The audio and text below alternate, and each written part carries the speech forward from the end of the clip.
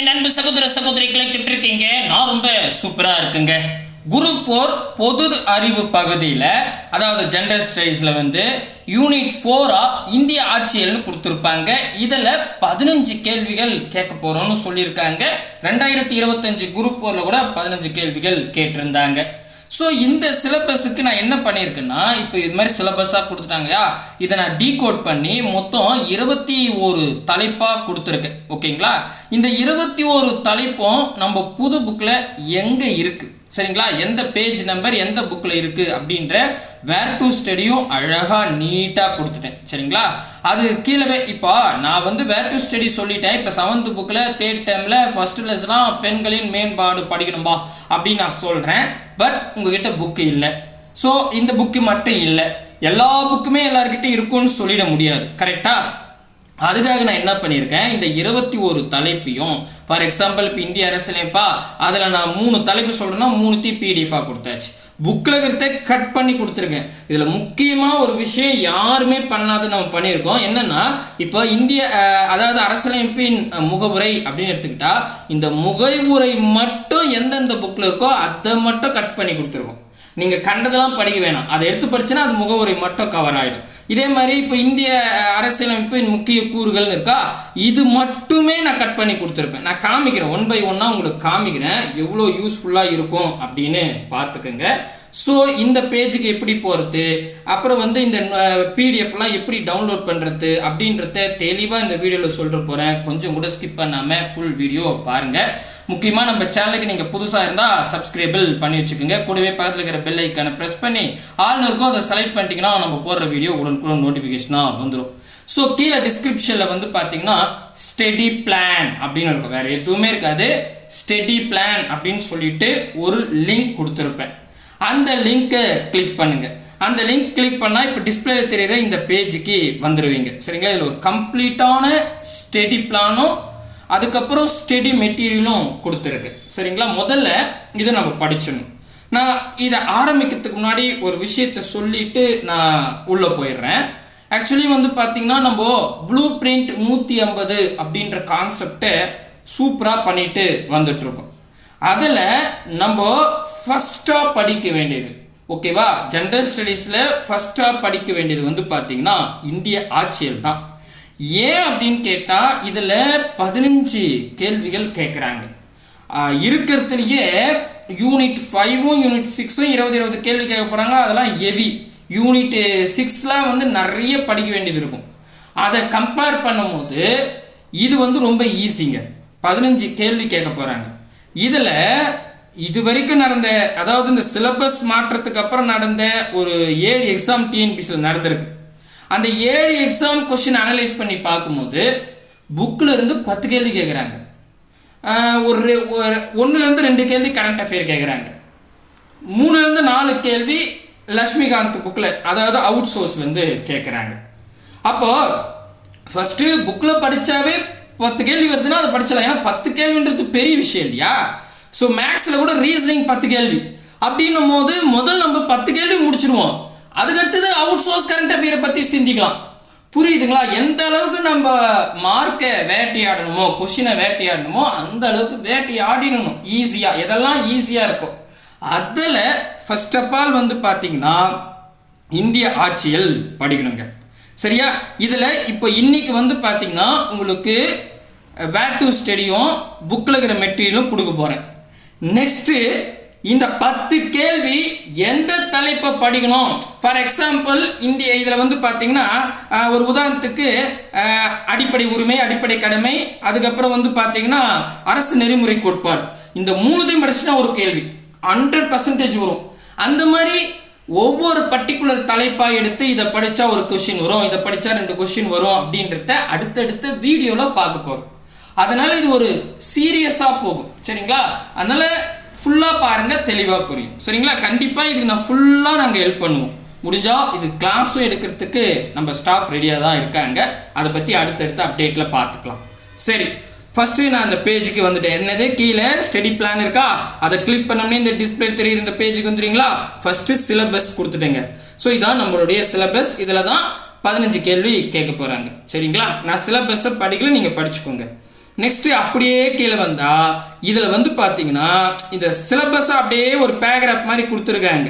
இதுல நம்ம என்னென்ன தலைப்பு படிக்க போறோம் அப்படின்ற ஒரு டீகோடிங் தான் இருக்கும்.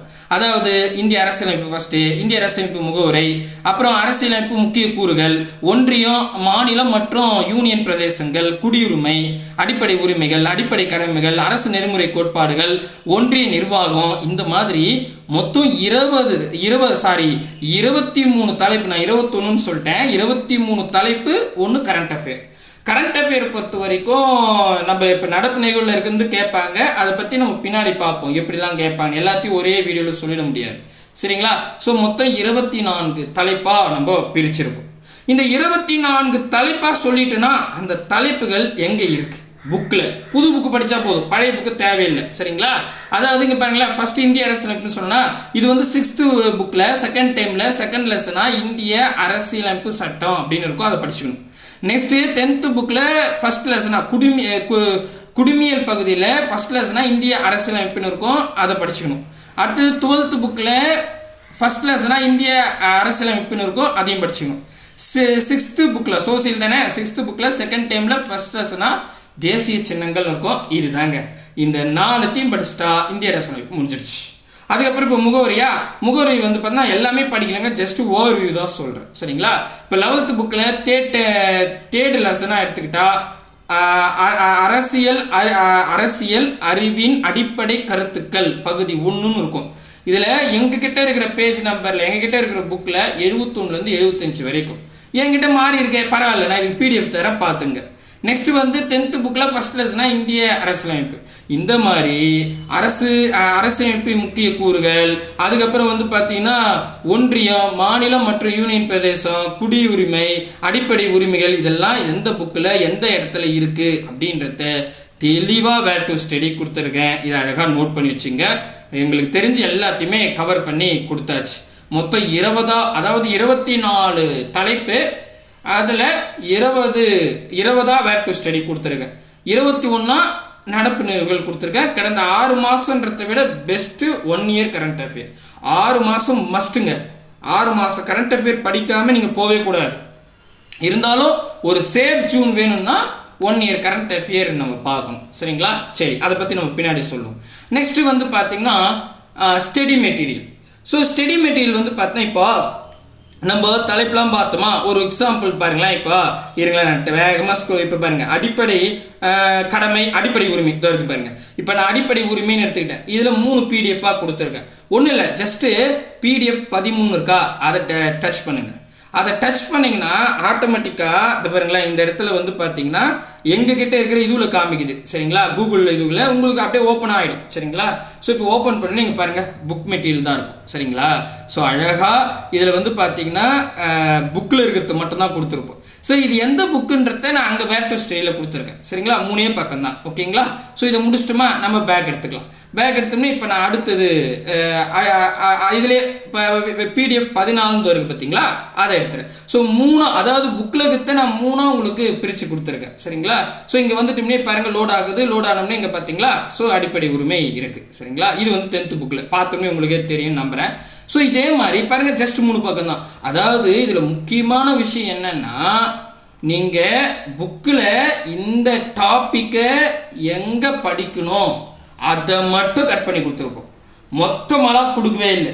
எல்லாரும் என்ன பண்ணுவாங்க அப்படின்னு கேட்டால் யூனிட்டே கொடுத்துருவாங்க. அந்த யூனிட் ஃபுல்லாக படிங்க, அந்த யூனிட் ஃபுல்லாக படிங்கன்னு. அது நமக்கு வந்து ஒரு மாதிரி என்ன படிக்கிறதுனே தெரியும். ஏன்னா நம்ம 6th-லேருந்து 12th வரைக்கும் படிக்கணும். 6th-லேருந்து 12th வரைக்கும் நம்ம படிக்கணும் அப்படின்னும் போது பார்த்தீங்கன்னா நமக்கு என்ன ஆகும் அப்படின்னு கேட்டால், நம்ம என்ன படிக்கிறோன்ற ஒரு கான்ஃபிடென்ட்டே இல்லாமல் போயிடும், ஒரு கன்ஃபியூஷன் வரும். ஸோ ஆனால் இப்போ பாருங்களேன், நான் அடிப்படை உரிமை படிக்கணும்பா, 3 அதை மட்டும் எடுக்கிறீங்க. மேக்ஸிமம் ஒரு 9-10 பேஜ் இருக்கும், படித்து முடிக்கிறீங்க, ஃபினிஷ். நான் அடிப்படை உரிமை முடிச்சிட்டேன். அடுத்து அடிப்படை கடமை 2 இது இருக்குது. இதுலேயும் அதேமாதிரி ஒரு உதாரணத்துக்கு சொல்கிறேன். இதில் ஒரு 3 பக்கம், இதில் ஒரு 3 பக்கம், 6 பக்கம் படிச்சிருங்க, அடிப்படை கடமை முடிச்சிட்டேன். ஸோ அப்போ இது ஒரு டாப்பிக்கை முடிச்ச ஒரு பெனிஃபிட் கிடைக்கும். ஒரு நான் முடிச்சிட்டேன்பா, இந்த தலைப்பு முடிச்சிட்டேன்பா. இப்போ ஏன்னா நீங்கள் மொத்தமாக படிக்கிறதை விட இந்த மாதிரி படிக்கிறது ரொம்ப ஈஸியாக இருக்கும். அரசியல் அமைப்பா 3 பிடிஎஃப் இருக்குது. முகவரியா இப்போ நான் முகவரி படிக்க போகிறேன்பா, 3 பிடிஎஃப். மேக்ஸிமம் இதில் ஒரு 10 பக்கம் இருக்குன்னு வச்சுங்க. நான் அப்ராக்சிமேட்லி சொல்கிறேன். 10 பக்கமா 10 பக்கம் முடிச்சிட்டோம், முகவரியை முடிச்சிட்டோம்ப்பா, அவ்வளோதான். முகவரியில் எப்படி கேட்டாலும் ஆன்சர் பண்ணுறோம்ப்பா. அடுத்தது இந்திய அரசியலமைப்பு முக்கிய கூறுகளா 3 PDF இருக்குது, 10 பக்கம் இருக்குன்னு வச்சுங்க, முடிச்சுட்டேன். ஸோ ஒவ்வொரு நாளும் நம்ம படித்து முடிச்ச ஃபீல் ஆகும். ஃபார் எக்ஸாம்பிள் நம்ம ஒரு டார்கெட் வச்சுப்போம். இதை வந்து நான் ஒரு 20 PDF கொடுத்துருக்கேன் மொத்தம். ஒரு நாளைக்கு ஒரு டாபிக் பா அப்படின்னு எடுக்கிறேன். ஒரு நாளைக்கு நான் ஒரு டாபிக் எடுத்தா மொத்தம் வந்து பார்த்தீங்கன்னா இப்போ 20 இருக்கு. 20 நாளில் முடிஞ்சு போச்சு. 20 நாளில் கிட்டத்தட்ட 10 கேள்வி ரெடி ஆகிடும். அதுக்காக நம்ம இதை மட்டுமே படிக்க போகிறதில்ல, கூட தமிழ் படிப்போம், மேத்ஸ் படிப்போம், எல்லாத்தையும் கரண்ட் அஃபேர் படிப்போம். நம்ம ஒரு பிளான் போட்டுக்கணும். 20 நாளில் நான் இந்திய அரசியலமைப்பு புக்கு எடுத்து முடிச்சிடறேன்ப்பா, ரைட்டு. ஆனால் நம்ம பொதுவாக ஸ்டடி பிளான் என்ன பண்ணுவோம், யூனிட் வைஸாக படிப்போம். 6th புக்கா இல்லை 10th புக்கா, 10th 3 லெசன் இருக்கும். 3 லெசன் வந்து பார்த்தீங்கன்னா 3 நாள் படிப்போம்.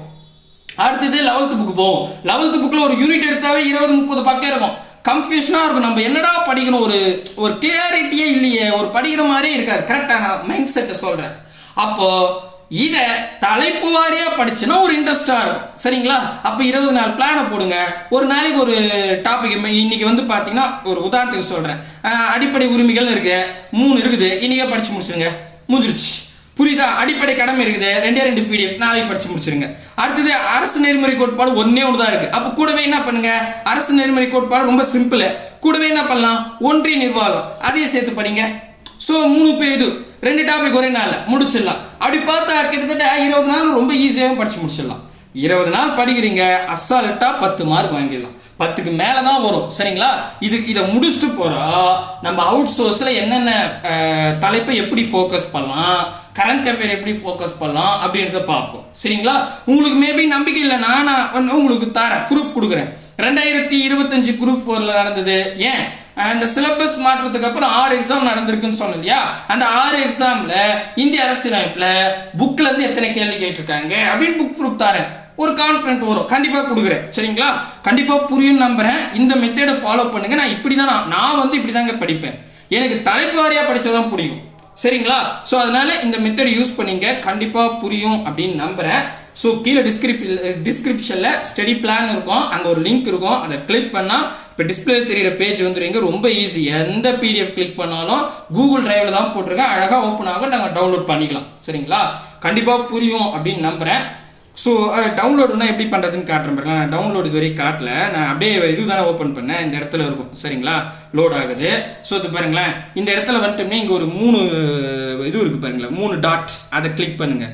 அதை கிளிக் பண்ணோம்னே இதில் வந்து இது வந்து இதுவில் இருக்கிறதால காட்டுது, இதோ டவுன்லோடுன்னு இருக்குது பார்த்தீங்களா? ஸோ இதை கிளிக் பண்ணால் ஆட்டோமேட்டிக்காக டவுன்லோட் ஆகிடும். ஒரு பெரிய விஷயம் இல்லை, புரியுதுங்களா?